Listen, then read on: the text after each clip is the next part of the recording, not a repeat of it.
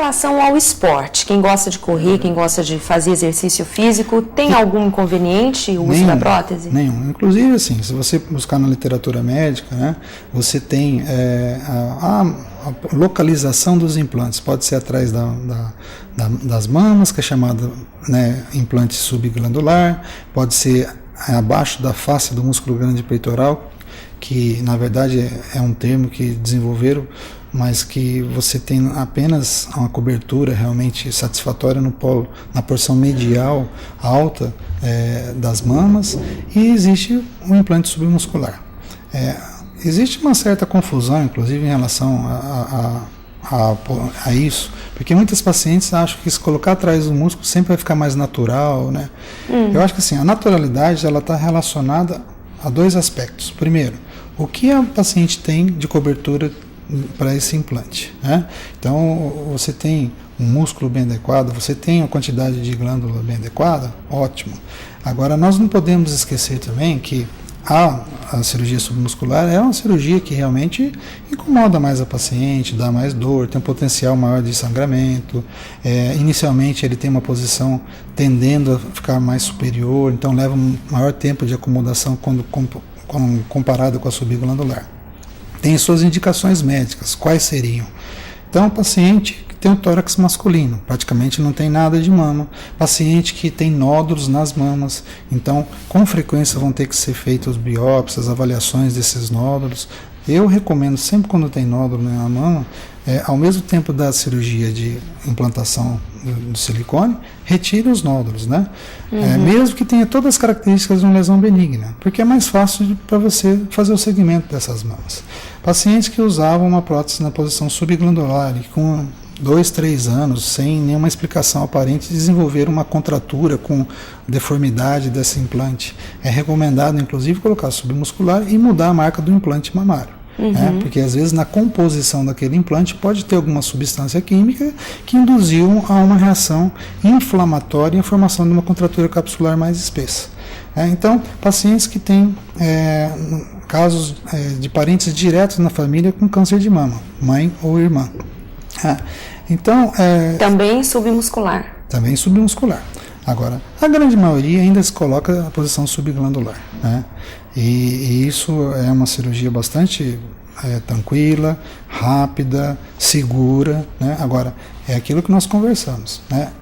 Tem que haver por parte da paciente uma conscientização que não é só colocar a prótese e nunca mais fazer um retorno, uma avaliação de como estão essas próteses, né? Doutor, em relação aos exames, a mamografia, a ultrassonografia, até que ponto a prótese dificulta esses exames? Na verdade, se a gente for analisar os trabalhos científicos, né, na década de 70, 80, né, 90, havia uma preocupação em alguns centros a recomendação de colocar submuscular, né, para uma melhor avaliação das mamas, porque haveria uma zona de transição entre a base da mama e o implante que poderia dificultar o diagnóstico de lesões. O que aconteceu, né, com a evolução de métodos diagnósticos? Hoje você tem ultrassom de melhor resolução, você tem mamografia digital e você tem ressonância nuclear magnética. Então, isso se tornou uma indicação relativa, porque você tem recursos diagnósticos muito mais sensíveis do que nessa década de 70 e década de 80. Então, o que a gente indica, na verdade, eu acho que para você colocar submuscular, são critérios médicos. Existe o desejo da paciente, porque a amiga, que eu ouvi falar, pesquisei no Dr. Google e tal. Dr. Google A gente precisa tomar muito cuidado quando faz uma avaliação de algum conteúdo, né? Eu acho que realmente a pesquisa, os sites para a gente se informar em relação ao procedimento tem que ser feito. Quer dizer, hoje as pacientes estão muito bem informadas, mas cabe aos cirurgiões plásticos saber orientar em relação ao tipo de implante, ao tamanho, quais as intercorrências e eventuais complicações que podem advir, né? As vias de acesso, né? Porque às vezes falam, não, é melhor a via areolar, a via pelo sulco submamário, a via axilar. Quer dizer, eu preferencialmente eu coloco pelo sulco submamário. Por quê? Porque pela via axilar existem casos descritos na literatura médica de pacientes com 18, 19 anos de idade com linfedema crônico decorrente. O que é isso, doutor? Quer dizer, é como se a paciente tivesse feito uma mastectomia com esvaziamento axilar. Nossa. Houve lesão de vasos linfáticos, isso é definitivo, não tem tratamento, e o paciente tem que usar uma malha compressiva, né? Então, surgiu alguns trabalhos, inclusive na literatura, que havia prejuízo na detecção do chamado linfonodo sentinela. O que é isso? O paciente tem um câncer de mama, é feita a injeção de um radioisótopo que, no momento da cirurgia, depois da retirada da mama, pesquisa se existe algum linfonodo comprometido. Então, já tem trabalho na literatura que, como eles não sabiam se atrapalhava ou não, fez a utilização desse aparelho, que é o chamado probe. O probe não detectou a presença de metástase axilar. Abriram, mandaram o gânglio para o exame e estava comprometido. Nossa! Então, são situações que a gente precisa analisar. Quer dizer, eu acho que a gente tem que andar sempre uma base segura. Então, existem... se a pessoa tem uma grande experiência, indica para os pacientes por via axilar, ótimo, mas eu respeito isso tudo. A minha via de preferência é suco submamário. Doutor, e a partir de que idade a paciente pode implantar um silicone no seio? Na verdade, assim, nós temos que observar alguns aspectos, né? Eu tenho um caso que eu operei, uma paciente, quer dizer, uma paciente mais nova que eu operei. Essa paciente, ela tinha uma grande hipertrofia de uma mama e uma hipomastia, quer dizer, um pouco desenvolvimento da outra mama. Uma grande e uma pequena. Mas era assim, uma diferença muito significativa. Isso levava essa paciente a um prejuízo psicológico, emocional, sabe? Uma pessoa extremamente introvertida, difícil de ter relacionamento com outras pessoas, né? Então, foi bem avaliado e fazia já 2 anos que essa paciente não tinha modificação de volume das mãos. E qual a idade dela? Essa paciente foi a paciente mais nova que eu operei, tinha 15 anos de idade. 15 anos. Agora, é rotina a gente fazer isso? Não. Eu acho que assim, o ideal é você sempre estar conversar com a paciente e perguntar com os responsáveis por essa paciente, né? Principalmente a mãe e o pai, sobre há quanto tempo não ocorre modificação no volume da mama. Quando a resposta é não sei, então vamos esperar 6 meses, vamos reavaliar para ver se houve alguma mudança. Se estiver ainda desenvolvendo, aguarda mais um pouco. Mas normalmente, anos, né? Eu acho mais seguro com 18 sim, anos. Mesmo porque existe o aspecto de maturidade psicológica, né? Eu acho que isso tudo a gente tem que também avaliar. tem que ser levado em conta, né? Então, assim, e um cuidado que nós temos que ter, assim, quando a gente estava falando sobre o aparecimento de estrias em mamas, uma paciente da 4ª, 5ª década de vida talvez tolere psicologicamente melhor o aparecimento de estrias do que uma paciente de 18, 19 anos, 20 anos de idade.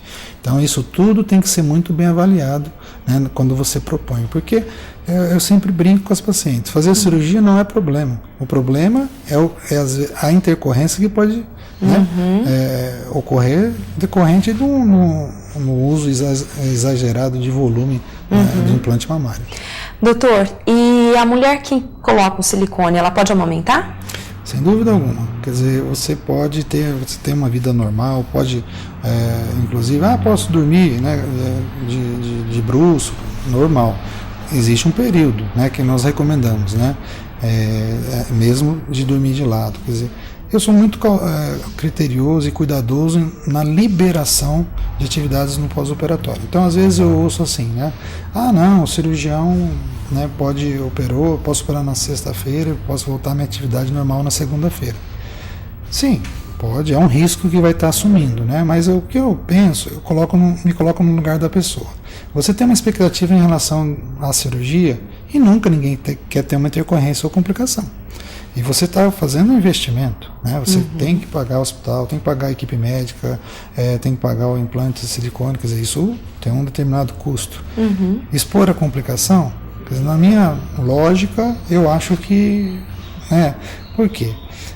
Infelizmente, a população acha que quando fala que é uma coisa muito simples, que pode ter o downtime, né, que é o retorno às atividades normais precocemente, é uma técnica milagrosa. Então, até porque o sucesso cuidado, da cirurgia também depende muito do comportamento da mulher no pós-operatório, né? A satisfação do paciente, Alessandra, eu acho que está ligada exatamente a isso. Quer dizer, a qualidade profissional de quem está operando essa paciente. E esse profissional tem que educar, né? As pacientes, né? Mostrar a realidade como elas são. Era muito frequente eu ouvir de pacientes: o cirurgião diz que essa prótese eu não preciso mais trocar, só se você tiver algum problema. Quer dizer, não existe ainda nenhuma prótese, né? Seja europeia, americana, brasileira, que é para uso definitivo. A recomendação hoje, né, que segue da quarta geração de implantes mamários, é que a cada 8 a 10 anos sejam trocados, mesmo que clinicamente e exames de diagnóstico de imagem, ultrassom, mamografia e ressonância estejam normais. Certo. O ideal é você fazer uma cirurgia antes que ocorra uma ruptura e extravasamento desse gel de silicone. Uhum. Você teve uma queda acidental, sofreu um acidente de carro, por favor, procure seu cirurgião, faça no mínimo um ultrassom, para ver se é difícil ter uma ruptura. Mas não é impossível. E então, nesse caso, o que acontece, doutor? Pois se você tiver uma ruptura, o ideal é que você faça a cirurgia para remoção desse implante o mais rápido possível. Porque rompeu o invólucro externo, você vai ter extravasamento do gel de silicone, vai promover uma reação inflamatória, isso pode migrar para a axila, para linfonodos, né? Existem até, com as gerações, né, anteriores, no início, na década de 70, quando começou os implantes de silicone, 70 e 80, existem trabalhos clínicos que fizeram em necrotério mostrando a migração desse gel de silicone. Para rim, para pulmão, para cérebro. Agora, isso pode provocar uma infecção generalizada? O problema mais é local, né? O problema mais é local. Agora, o que acontece? Quer dizer, hoje não é que a gente... então, nossa, vai acontecer. Não, fique bem claro. O gel de silicone atual é muito diferente do que usado no passado. Uhum. Então, não existe, né, descrição, né, em trabalhos atuais a respeito disso. Uhum. Isso é apenas uma história para os nossos ouvintes, telespectadores entenderem. Quer dizer, houve uma evolução, houve uma melhora significativa na qualidade. Existe uma padronização hoje do acompanhamento dos implantes mamários. A gente não pode colocar e sumir, não ter acompanhamento médico. Isso que tem que ser assim, né? O que está acontecendo. Em 2005, a Sociedade Americana de Cirurgia Estética, né, lançou naquele ano uma campanha que cada ano que passa vem se tornando mais popular e mais forte sobre a educação e a segurança na cirurgia plástica. Então eles não recomendam determinado tipo de cirurgias, associações, tempo de cirurgia, né, porque é muito comum às vezes, vou ficar operando 10, 12, 14 horas. Não é seguro. Doutor, e hoje em dia também está muito na moda os implantes no bumbum, né? Sim, culturalmente, né? Como a gente vive num país tropical, eu acho que realmente a região glútea também chama muita atenção. Existem vários recursos para que tenham aumento do volume, ou seja, com enxerto de gordura, ou seja, com prótese. E funciona do mesmo jeito? Sim, eu acho que depende da experiência de cada um e principalmente do preparo, como é que faz a manipulação da gordura, né?